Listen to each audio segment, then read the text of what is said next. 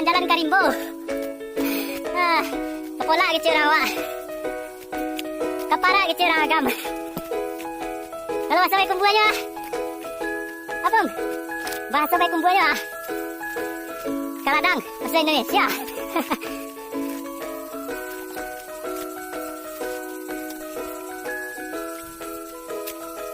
Kepara kulit mani.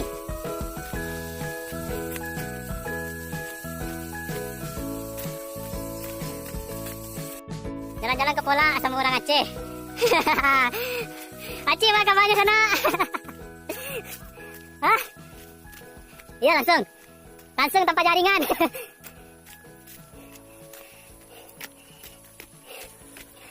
Jauh-jauh merantau ke Aceh. Tiba di kampung jalan ke Pola yuk. Maksudnya orang kepala. Ndeh, sosok kok. Aku nyawa. Orang kenapa wisata? Ada resmian orang ikut dah. Kamu kumu. Dan sama nanya kan inti di hati. Itu yang sana rumah pohon namanya.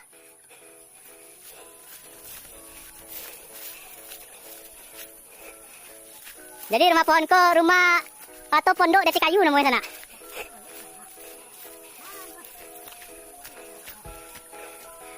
Ayo mantap sampai pondasinya sana.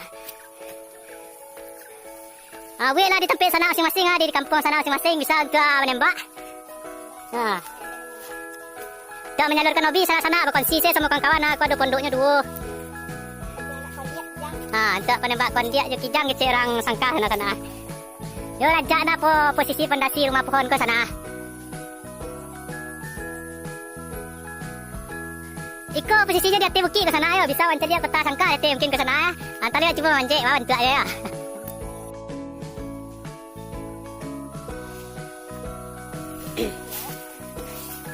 Cuba memanjik. Bismillahirrahmanirrahim. Assalamualaikum.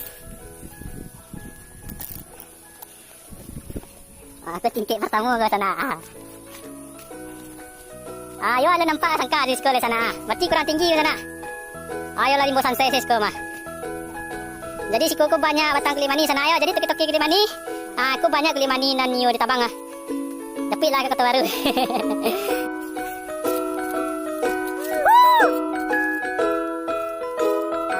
Bahasa isyarat di kami yang mau ke sana. Kalau menanduan tu aduan di Pola atau itu kalau rancak cuaca mantap sekolah. Tapi ni kau sana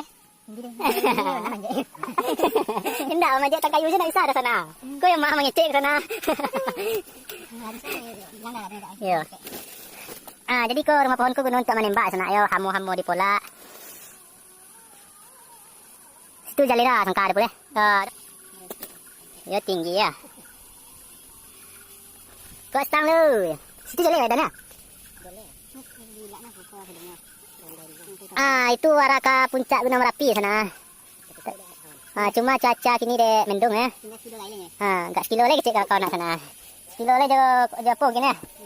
Ya mungkin ada ilmu apanya, ilmu batin. Bisa jadi ya. Aku orang kecil lah tiba suka sana.